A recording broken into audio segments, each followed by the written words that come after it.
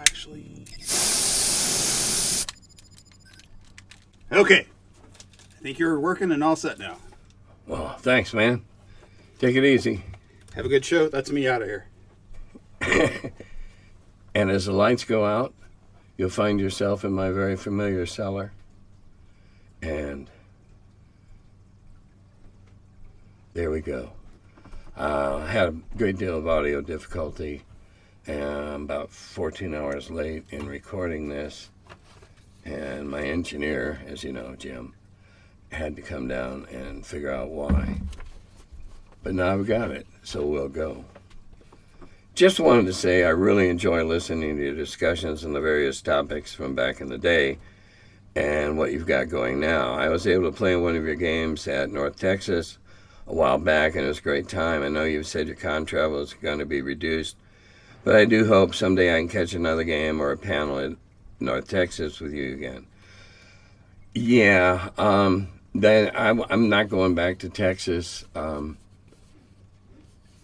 The only flying I'm going to be doing is with my wife, going to visit our son or one of our grandchildren, and I'll be driving otherwise. I really enjoyed Texas, and I'm honored being inducted into their honors list. Truly. Did Jim leave, or is he coming back in? He's going. Thought you were going to do something. We did. You did it already? Yes, we did. Now we got to edit this. He'll have to edit this part out because I've got it going live. Okay. I'll be up when I'm done. All right, Jim, edit that bit out, okay?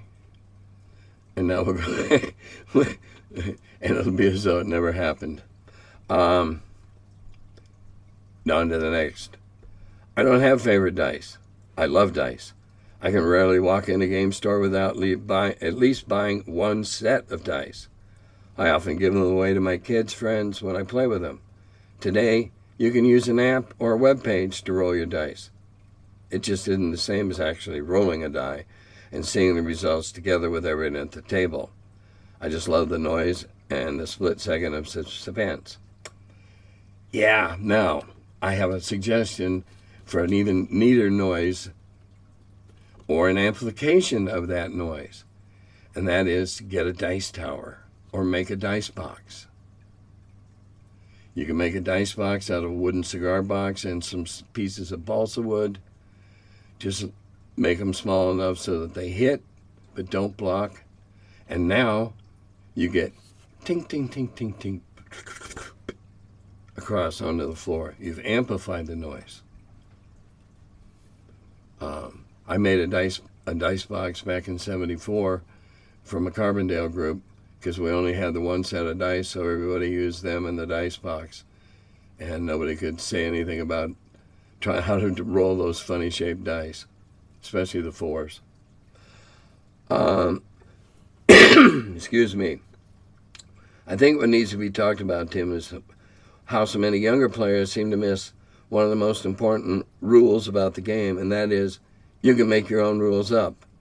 Just apply them equally, or you can remove rules. And that is what's lacking in today's, zeitgeist. I don't know if that quite fits. Anyway, the collective mind. And okay, referring back to back in the day, every introduction or everything I edited, I wrote a piece in the front, called them different things, I think, but they always stressed these aren't graven in stone. Take them, leave them, modify them as you choose. And I'm going to talk about how that part of the gaming is being squeezed out later. A few years at GaryCon, I had my dice out. My original Holmes and Mulvey basic sets. They're pretty worn, naturally. I only use them for special occasions like GaryCon. During this game in question, the player next to me said, "Oh, I need some extra dice," and reached over and grabbed my dice without asking or a second hesitation. I was a bit stunned. Felt like he had touched my girl.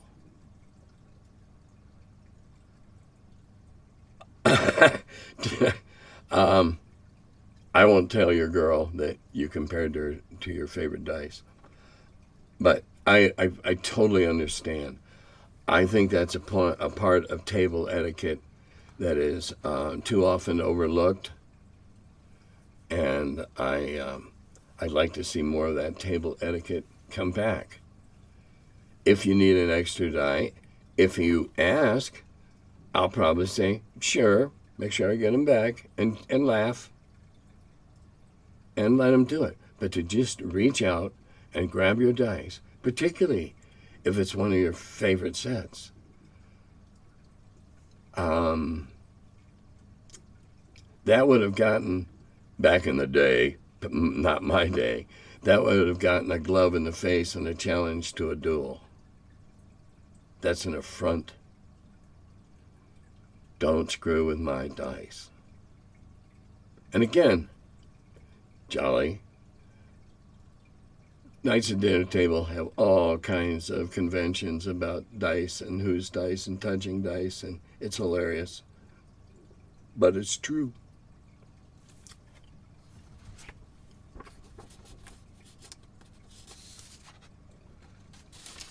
I once had Ernie Gygax try to sell me a copy of the Grognard games version of Titan. I was a bit tempted, but I didn't really have the money to blow. I also still own my Avalon Hill version of the nice tramp art, so I'm still pretty happy. Yeah, but I'd still like to have my old one back. One of the few games I regret having gotten rid of. The bigger pieces, the map was so much neater. Sorry, Avalon Hill. Regarding those Dragonbone dice rollers, I remember always thinking they looked so cool in the Dragon ads, but I never bought one. They were $24.95 before shipping. Ooh, that was a lot of money back in the 80s. Yes, it certainly was. I never bought one either. I got them sent to me to review.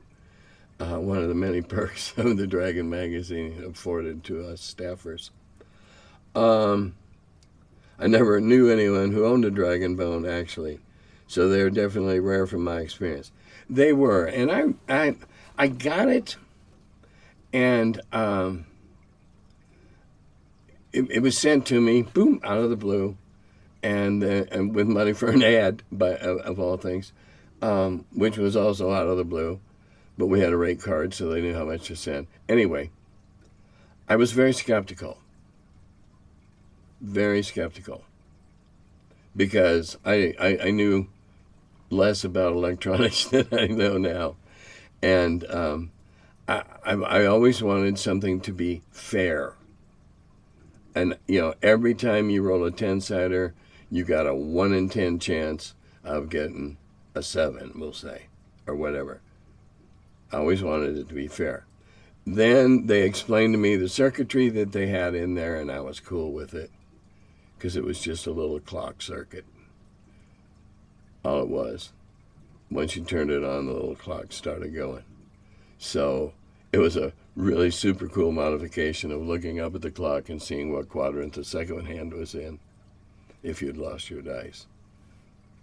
Sorry, obscure reference to an old article.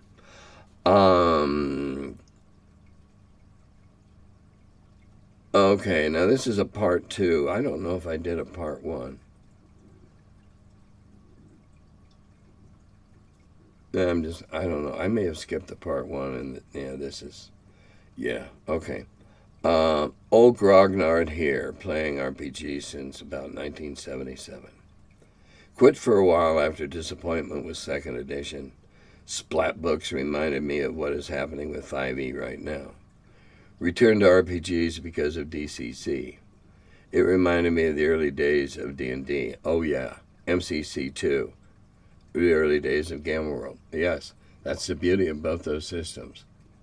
They have such an old school, oh gee, let's go do it feel. WotC was given the premier RPG and blew it. What a shame. Wish EGG was still around to right the ship. I don't. My God, he'd be old and falling apart in pieces. I don't want to live that long. Whew. But I know it's your sentiment. I understand the sentiment. Don't get me wrong. I'll always be grateful to Gary and Dave for D&D. Is a granddaddy of them all. But it is no longer the premier RPG, in my opinion. Well, you may be right. But there again, D&D is unique in that there are communities that support every edition. Well, I don't know about 3.5 or 4, but 3.5 or 4, I don't know.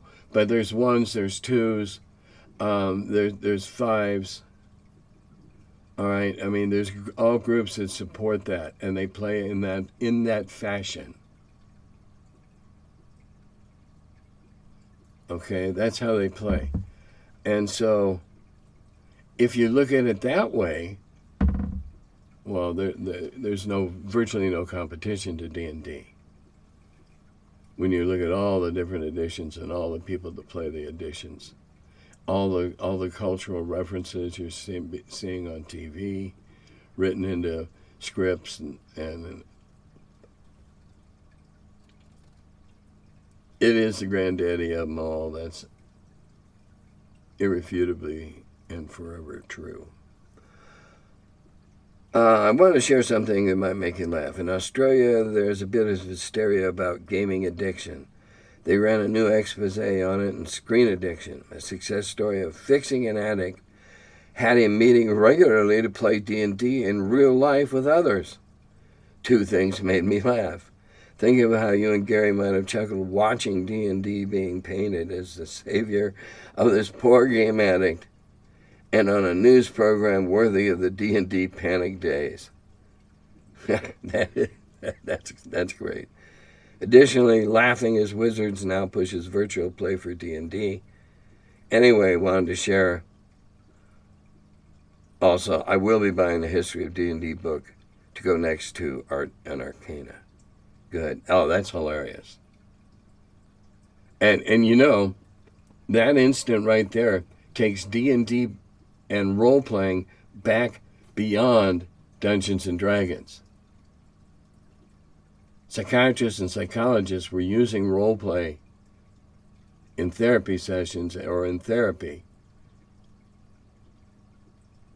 And now, D&D is being used as therapy. Whew. My mind's agog. Who'd have thunk it? Recently, I ran D&D 5e for a one-shot. Excuse me. After the first hour, I wanted to scrap my planned scenario and throw the PCs into the Tomb of Horrors. And at the end of the session, I blurted out, Gygax would have hated 5e. Some of the players seemed surprised by this. Others nodded knowingly. Nearly every session of D&D 5e I've experienced, the combination of subclasses, races, spells, skills, and special powers reminded me of those stories from the early days about players running overly powered characters with little skill as players. You'd think 30-plus subclasses in the 5e player handbook would be enough, but it isn't. If I try to limit the options, the players complain. Hence, that one shot is only the 3rd time ever I've run 5e. What are your thoughts on this? Why do players seem to think more is better and can't seem to settle in the options given? Boy.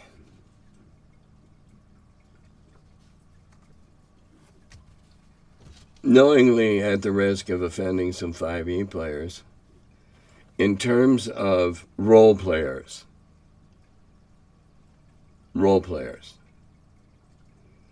they seem to be novices.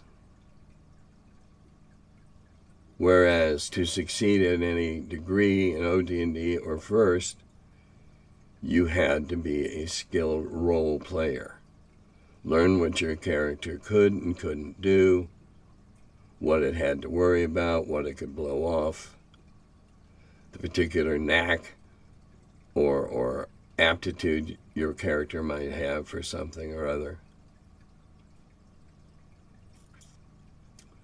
We, us old-timers, old role players, were stepping into a role.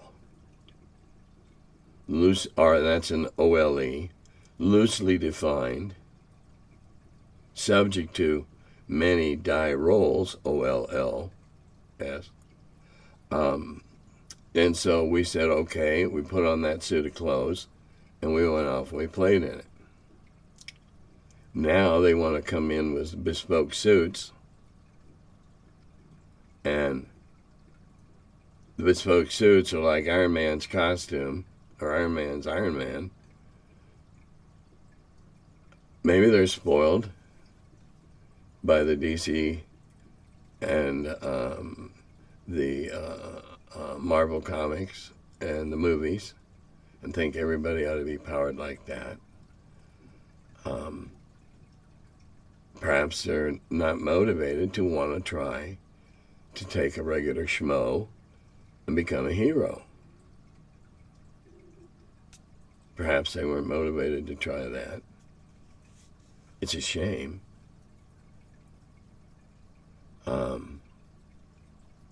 Movies like The Gentleman and I can't remember the title now, the dapper dudes with the tricky umbrellas and the immense fighting skills. Maybe they all want to be like that. Maybe they just can't understand the appeal of being somebody ordinary, seeking to become extraordinary. Too bad. That's a little less light in the field. I noted that 307 has a typo. Oh, yeah. Okay, Curmudgeon was left out the M. No, you don't get a prize. No, I'm not going to read a folktale like I did back in the far-flung days. And no, I'm not going to read anything about Brothers Grimm. And thanks. My editor and I will fix that.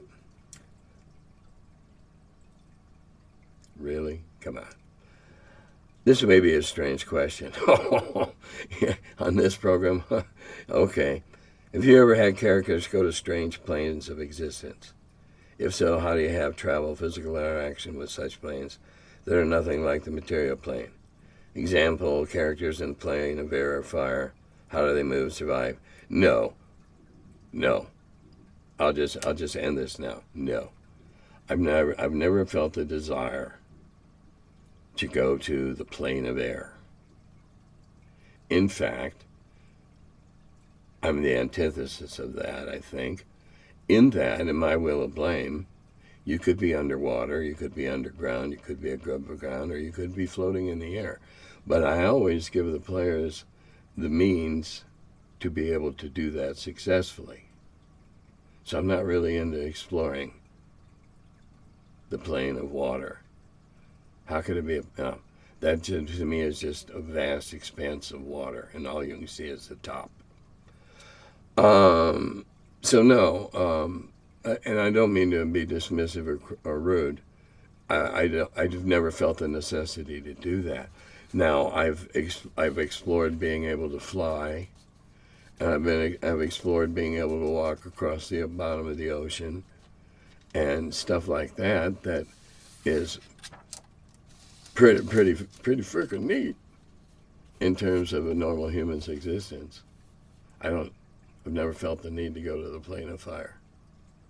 For one thing, they'd all turn into overcooked bacon, just like that, unless they were warded and they had a token. And recently, nope. Okay.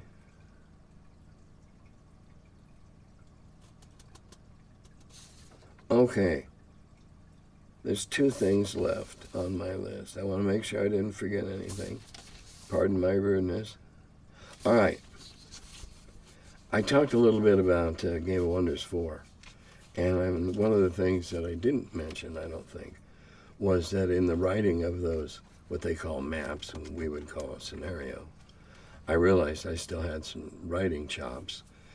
Slightly before I wrote those, I worked on a giant mod that had kept the game alive for several years, solely by the fans and the supporters and the lovers of the game.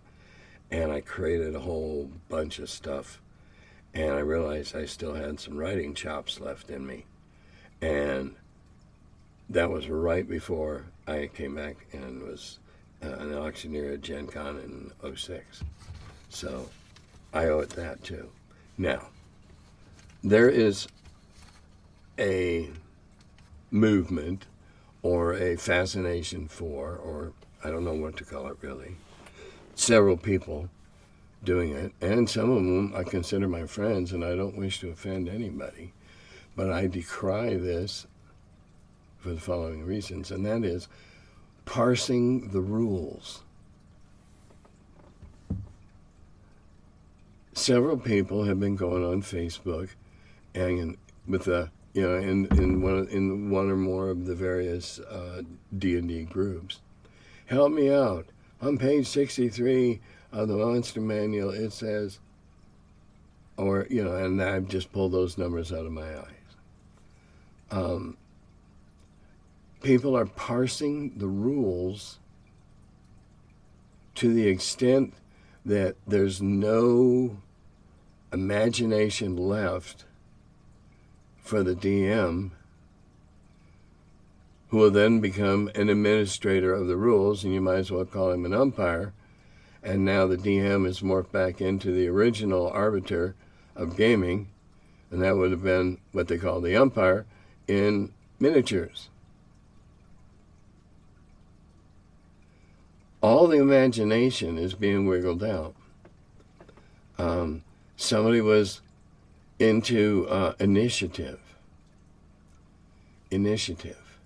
And do you do it this way? Do you do it that way? What if the wizard who had a spell that wouldn't go off until the third level is dead when it's or third number is dead when it comes up? Well, it didn't go off. That's bad initiative, poor initiative, unfortunate initiative, unlucky. Hey, that stuff happens. That stuff happens.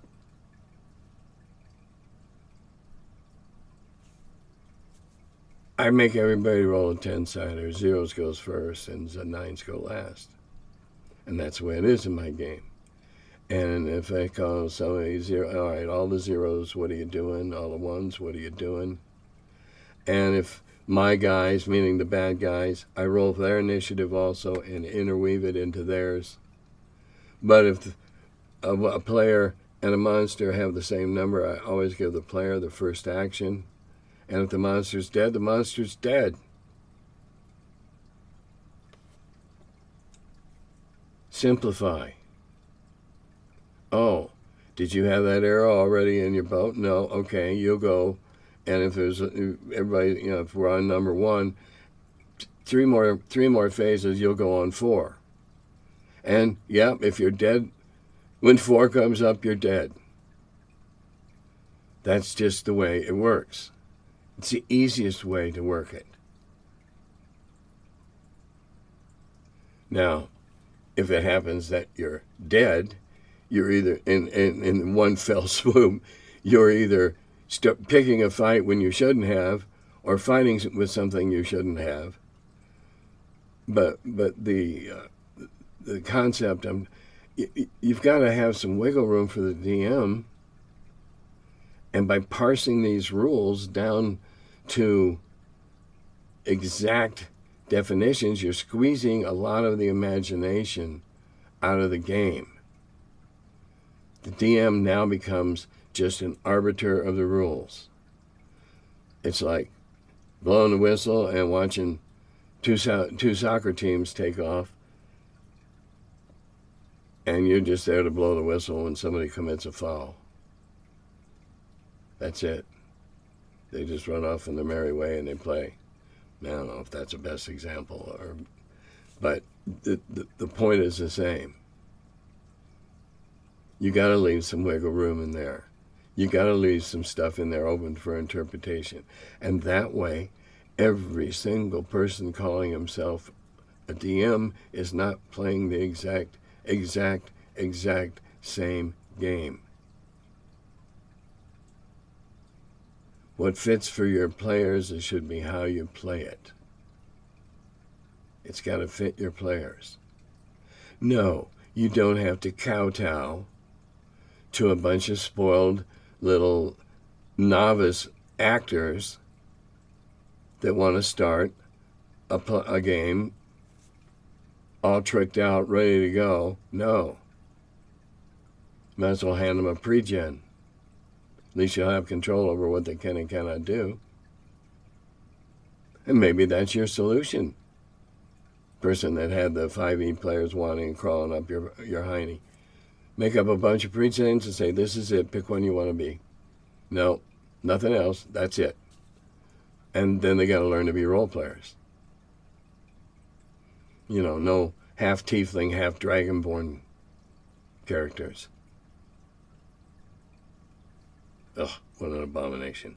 And on that pleasant image, I'll say, Dodada Gobi.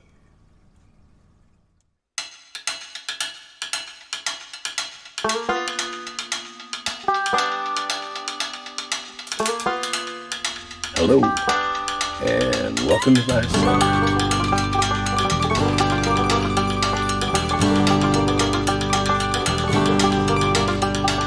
He's the curmudgeon who wrote about the dungeons. Now he's the feller, live from the cellar.